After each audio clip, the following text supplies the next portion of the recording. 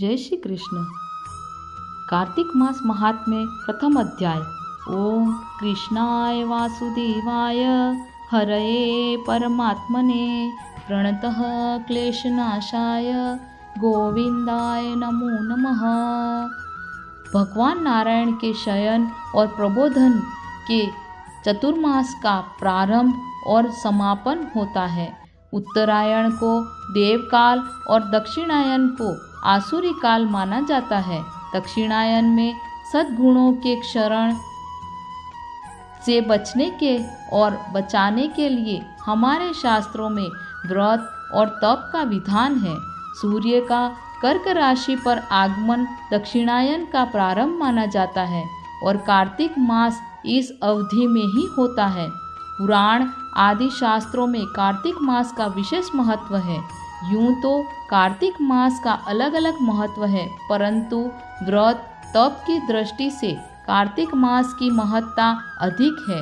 शास्त्रों में भगवान विष्णु और विष्णु तीर्थ के ही समान कार्तिक मास को श्रेष्ठ और दुर्लभ कहा गया है।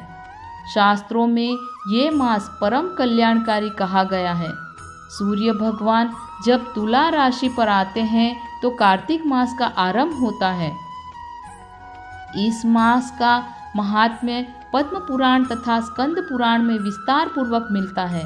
कलयुग में कार्तिक मास को मोक्ष के साधन के रूप में दर्शाया गया है। इस मास को धर्म, अर्थ, काम और मोक्ष देने वाला बताया गया है। नारायण भगवान ने स्वयं इसे ब्रह्मा को, ब्रह्मा ने नारद को और नारद ने महाराज पृथु को कार्तिक मास के सर्वगुण संपन्न महात्म्य के संदर्भ में बताया है। इस संसार में प्रत्येक मनुष्य सुख, शांति और परम आनंद की कामना करता है, परंतु प्रश्न यह है कि दुखों से मुक्ति कैसे मिले।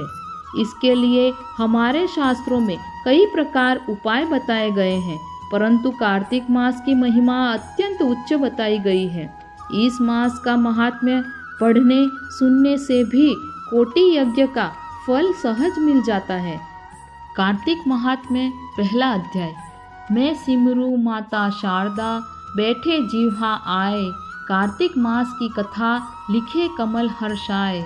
नैमिषारण्य तीर्थ में श्री सुत जी ने 88,000 सौनकादि ऋषियों से कहा, अब मैं आपको कार्तिक मास की कथा विस्तार पूर्वक सुनाता हूँ, जिसका श्रवण करने से मनुष्य के सभी पाप नष्ट हो जाते हैं और अंत समय में वैकुंठ धाम की प्राप्ति होती है। सूत जी ने कहा, श्री कृष्ण जी से अनुमति लेकर देवर्षि नारद के चले जाने के पश्चात सत्यभामा प्रसन्न होकर भगवान श्री कृष्ण से बोली, हे प्रभु, मैं धन्य हुई, मेरा जन्म सफल हुआ। मुझ जैसी त्रैलोक्य सुंदरी के जन्मदाता भी धन्य है, जो आपकी 16,000 स्त्रियों के बीच में आपकी परम प्यारी पत्नी बनी। मैंने आपके साथ नारद जी को वह कल्प वृक्ष आदि पुरुष विधि पूर्वक दान में दिया, परंतु वही कल्प वृक्ष मेरे घर लहराया करता है। यह बात मृत्युलोक में किसी स्त्री को ज्ञात नहीं है।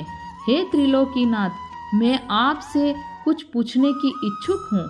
आप मुझे कृपया कार्तिक महात्म्य की कथा विस्तार पूर्वक सुनाइए, जिसको सुनकर मेरा हित हो और जिसके करने से कल्प पर्यंत भी आप मुझसे विमुख न हो।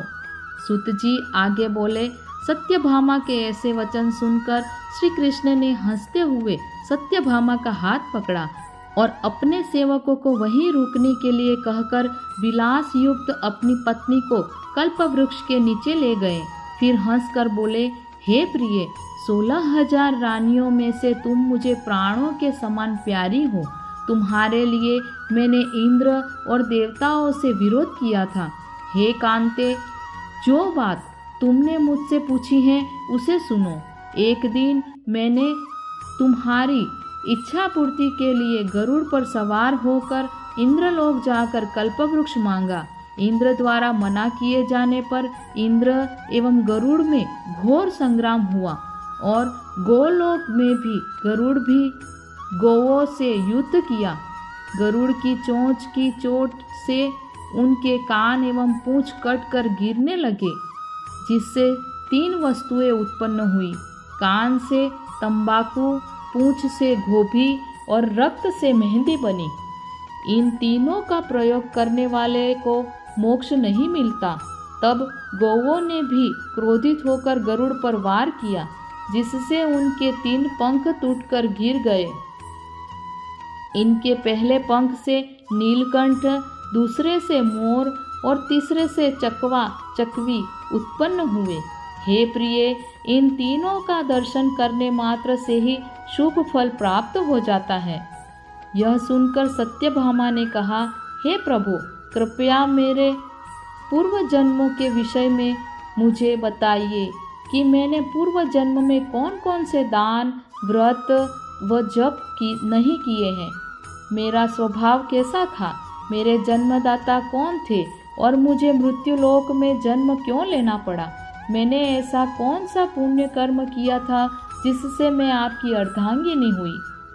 श्री कृष्ण जी ने कहा, हे प्रिय, अब मैं तुम्हारे द्वारा पूर्व जन्म में किए गए पुण्य कर्मों को विस्तार पूर्वक कहता हूँ, उसे सुनो।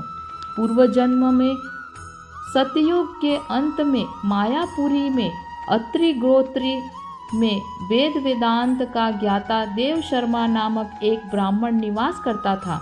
वह प्रतिदिन अतिथियों की सेवा, हवन और सूर्य भगवान का पूजन किया करता था। वह सूर्य के समान तेजस्वी था। वृद्धावस्था में उसे गुणवती नामक कन्या की प्राप्ति हुई। उस पुत्रहीन ब्राह्मण ने अपनी कन्या का विवाह अपने ही चंद्र नामक शिष्य के साथ कर दिया। वह चंद्र को अपने पुत्र के समान मानता था और चंद्र भी उसे अपने पिता की भांति सम्मान देता था। एक दिन वे दोनों कुश व समिधा लेने के लिए जंगल में गए। जब वे हिमालय की तलहटी में भ्रमण कर रहे थे, तब उन्हें एक राक्षस आता हुआ दिखाई दिया। उस राक्षस को देखकर भय के कारण उनके अंग शिथिल हो गए और वे वहां से भागने में भी असमर्थ हो गए।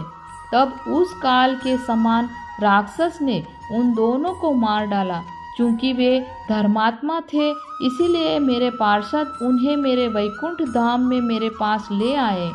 उन दोनों द्वारा आजीवन सूर्य भगवान की पूजा किए जाने के कारण मैं दोनों पर अति प्रसन्न हुआ। गणेश जी, शिव जी, सूर्य व देवी, इन सब की पूजा करने वाले मनुष्य को स्वर्ग की प्राप्ति होती है। मैं एक होता हुआ भी काल और कर्मों के भेद से 5 प्रकार का होता हूँ।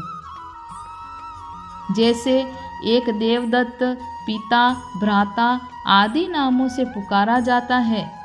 जब वे दोनों विमान पर आरूढ़ होकर सूर्य के समान तेजस्वी स्वरूपवान चंदन की माला धारण किए हुए मेरे भवन में आए, तो वे दिव्य भोगों को भोगने लगे। ओम नमो भगवते वासुदेवाय। ओम परमात्मने नमः।